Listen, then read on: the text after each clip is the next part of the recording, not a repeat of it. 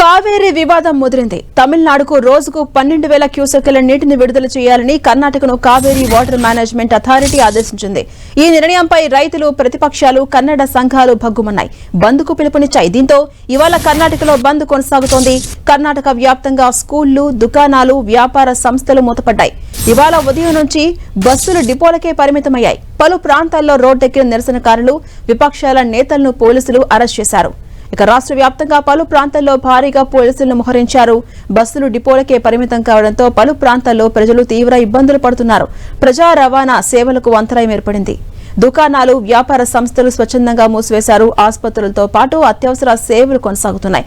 ఇక విమాన సర్వీసులు యథావిధిగా కొనసాగబోతున్నాయి. అయితే విమానాశ్రయానికి వెళ్లే రోడ్డు మార్గంలో ప్రయాణికులు ఇబ్బందులు పడుతున్నారు.